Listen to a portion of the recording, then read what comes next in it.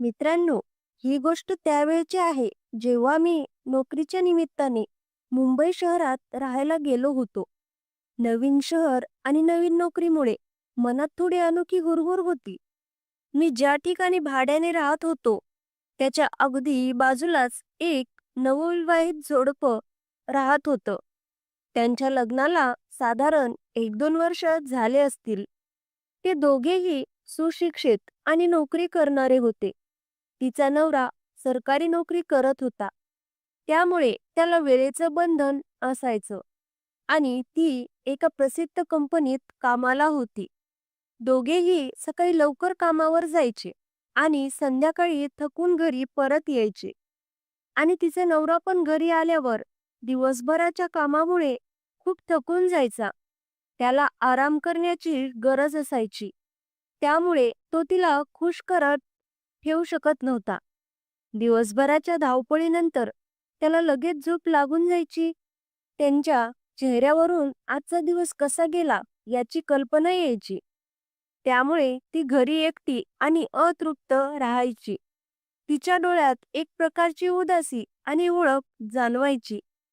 मला त्यांची परिस्थिती बघून थोडं वाईट वाटायचं. त्यांच्या चेहऱ्यावरचं हास्य क्वचितच दिसायचं. मला असं वाटायचं की त्यांच्या सुखी संसाराला कुठेतरी नजर लागली आहे. दोघेही चांगले असूनही त्यांच्यात एक प्रकारचा दुरावा जाणवत होता. मी त्यांच्या वैयक्तिक आयुष्यात ढवळाढवळ करू शकत नव्हतो. पण त्यांची अवस्था बघून माझं मन खिन्न व्हायचं. मला त्यांच्याबद्दल सहानुभूती वाटायची. पण आता मात्र तिला रात्री झोप लागत नव्हती. तिच्या मनात एक प्रकारची बेचैनीची भावना घर निर्माण करून राहिली होती. ती असहाय्यपणे छटपटायची, पण आपल्या भावनांना व्यक्त करू शकत नव्हती. तिच्या डोळ्यात उदासीनता स्पष्ट दिसत होती. पण तसेच दिवस ओढत चाललेले होते आणि ती स्वतःचं मन मारून जगत होती. आपल्या गरजा आणि इच्छा दाबून ती एका यंत्रासारखं जीवन जगत होती. तिच्या चेहऱ्यावर एक प्रकारची निराशा आणि असहाय्यता कायमची घर करून राहिली होती. त्या विवाहित वहिनीचे नाव होते सुहानी. ती दिसायला खरंच खूप सुंदर होती. तिचे मोठे बोलके डोळे आणि लांब काळे केस तिच्या सौंदर्यात आणखी भर घालत होते. ती दिसायला एकदम मोहक आणि आकर्षक होती आणि ती एकदम भारी होती. तिला पाहिल्यावर कुणीही सहज तिच्या प्रेमात पडेल असं तिचं रूप होतं. आणि ती फक्त सुंदरच नव्हती, तर खूप हुशार पण होती. तिच्या बोलण्यात एक प्रकारची चातुर्यता आणि समजदारी जाणवायची. पण सुहानीची नजर मात्र स्थिर नव्हती. ती नेहमी भिरभिरती असायची. जणू काही ती सतत तिला सुख देणाऱ्या संधीच्या शोधात असायची. तिच्या डोळ्यात एक प्रकारची आस आणि उत्सुकता नेहमी दिसत होती. तिला नेहमी खुश ठेवणारा कोणीतरी हवा होता. आणि माझ्याकडे पण तिने असंच 2-3 वेळा पाहिलं होतं. तिच्या त्या चोरट्या नजरेत एक प्रकारची ओढ आणि अपेक्षा मला जाणवली. तेव्हाच मला वाटलं की ही दिसते तेवढी सभ्य नाहीये. तिच्या डोळ्यात एक प्रकारची चंचलता आणि इच्छा लपलेली होती, जी कधीतरी बाहेर पडणार होती. तिच्या त्या शोधक नजरेला माझी नजर भिडवून मी पण तिला पटवण्याचा प्रयत्न करू लागलो. माझ्या डोळ्यात तिला आकर्षण आणि आपुलकी दाखवत होतो. पण तिला पटवणं एवढं सोपं नव्हतं. तिच्या मनात एक प्रकारची द्विधा होती, जी तिला लवकर निर्णय घेऊ देत नव्हती. ती रोज बसने कंपनीत जात असे. तिच्या प्रवासाची वेळ आणि मार्ग मला माहीत झाला होता. म्हणून मी पण तिच्या मागे जाऊन ती ज्या बसने जायची त्याच बसने प्रवास करू लागलो. मला तिच्यासोबत थोडा वेळ घालवायचा होता आणि तिच्या मनात माझ्याबद्दल विश्वास निर्माण करायचा होता. मी बसमध्ये जाऊन तिच्या जवळच उभा राहू लागलो. सुरुवातीला थोडे दिवस ती माझ्या नजरेला नजर मिळवत नव्हती. ती संकोच करत होती आणि माझ्याकडे बघणं टाळत होती. पण मी धैर्य सोडलं नाही आणि रोज तिच्या मागे मागे त्याच बसमध्ये जाऊ लागलो होतो. माझ्या मनात तिला जिंकण्याचं प्रबळ इच्छा होती. एके दिवशी सकाळी तिने तिचे सगळे कामं आवरून बसच्या वेळेत तयार होऊन बस स्टॉपवर पोहोचली आणि मी पण माझे सगळे आवरून तिच्या मागे गेलो. आज बस वेळेवर आली नव्हती आणि आम्ही दोघेही बसची वाट बघत उभे होतो. त्या अनोळखी गर्दीत आम्ही दोघे एकटेच होतो.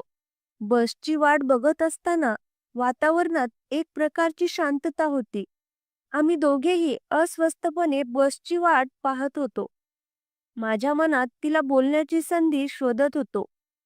आज मला तिच्याशी मनमोकळी चर्चा करायची होती आणि तिच्या मनात माझ्याबद्दल काय आहे हे जाणून घ्यायचं होतं. माझं हृदय धडधड करत होतं आणि मी त्या गोड संधीची आतुरतेने वाट पाहत होतो. बस स्टॉपवर उभे असताना मी तिच्याकडे रोखून पाहू लागलो.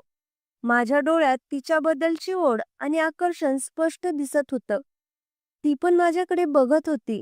तिच्या डोळ्यात एक प्रकारची जिज्ञासा आणि हलकासा ओलावा जाणवत होता.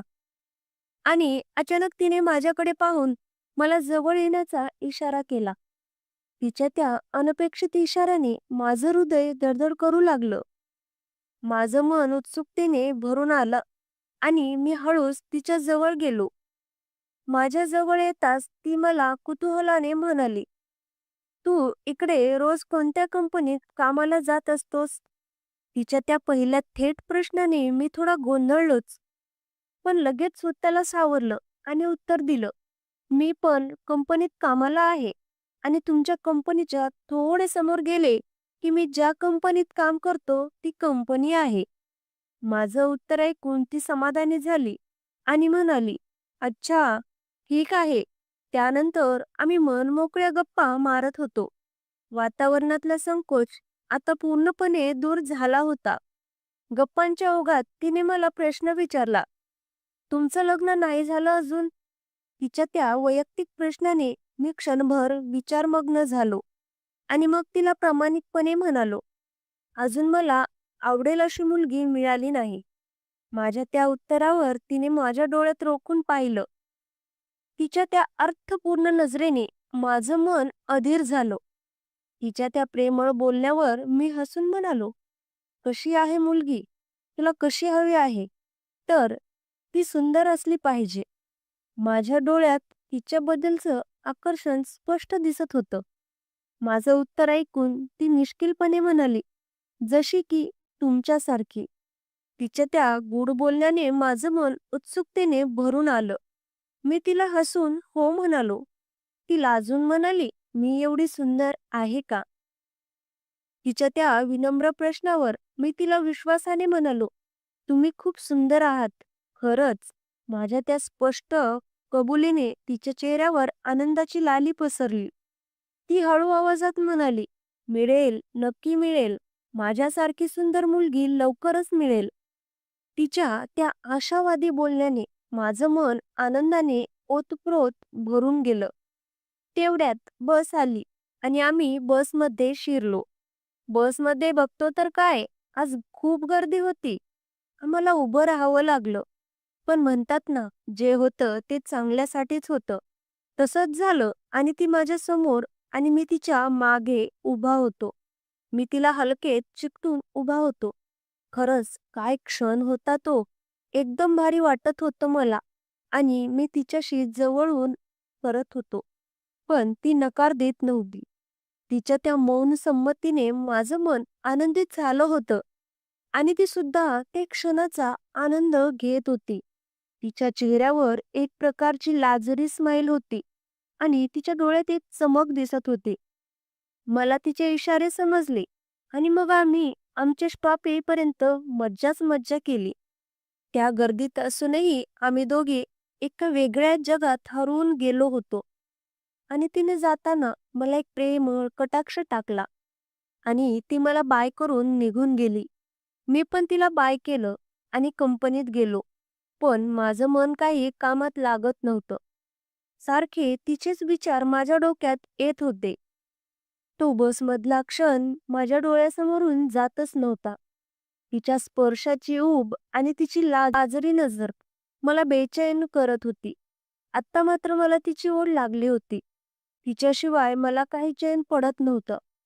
आता काहीही करून मला तिला मिळवायचं होतं. तिच्याशिवाय माझं जीवन अधुरं वाटत होतं. त्यानंतर मी संध्याकाळी घरी आलो आणि मी तिला माझ्या रूममधून चोरून पाहत होतो. ती पण मला पाहण्यासाठी आत-बाहेर येरझाऱ्या घालत होती. ती आज खूप खुश दिसत होती.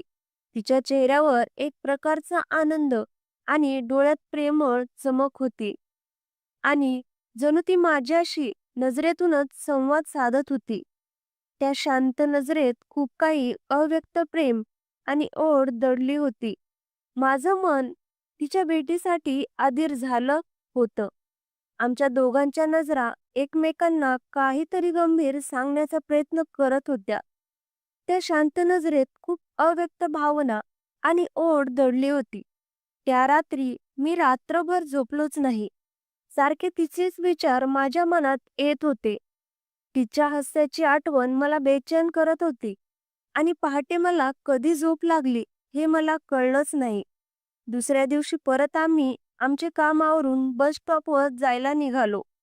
दोघेही सोबतच घराच्या बाहेर पडलो. त्यामुळे दोघांनी एकमेकांना हसून गुड मॉर्निंग केलं आणि सोबत मनमोकळ्या गप्पा मारत निघालो. गप्पा मारत मारत आम्ही बस स्टॉपवर पोहोचलो आणि मी तिला धैर्य करून तिचा नंबर मागितला. मला वाटलं होतं की ती एवढ्या सहजपणे नंबर देणार नाही. परंतु तिने विरोध न करता मला लगेच नंबर दिला. तिच्या त्या अनपेक्षित प्रतिक्रियेनं माझं मन आनंदाने भरून आलं आणि मग आम्ही बसने कंपनीमध्ये गेलो. पण माझा तर कामात मन लागत नव्हतं. माझ्या डोक्यात फक्त तिचेच विचार घोळत होते. तिच्यासोबत झालेल्या भेटीची ओढ आणि तिच्या नंबरचा आनंद मला शांत बसू देत नव्हता. माझं मन आता तिला फोन करण्यासाठी अधीर झालं होतं. तिच्या आवाजाची ओढ मला लागली होती. कामातून वेळ काढून तिला कधी मेसेज करतो आणि कधी तिचा रिप्लाय येतो या विचारात माझा दिवस अस्वस्थपणे जात होता. मला आता तिला लवकर भेटायचं होतं आणि माझ्या मनातलं प्रेम तिच्यासमोर व्यक्त करायचं होतं. माझं मन उत्सुक आणि धडधडणारं झालं होतं. संध्याकाळी घरी आलो आणि मस्त गरमागरम चहा बनवला. चहाचा प्रत्येक घोट घेताना मला तिची आठवण येत होती आणि मी तिच्या स्वप्नात हरवून गेलो होतो. चहा पिता पिता माझ्या चेहऱ्यावर एक हलकंसं हसू होतं. नंतर मी जेवण केलं आणि झोपून तिच्या विचारात गुंतून गेलो. तिला मेसेज करावा का असा विचार माझ्या मनात येत होता. पण तिचा नवरा जवळ असेल तर नको जाऊ दे म्हणून मी तिला मेसेज केला नाही. पण तिचा मेसेज येईल का म्हणून मी मोबाईल जवळ ठेवून तिच्या उत्तराची वाट पाहत होतो.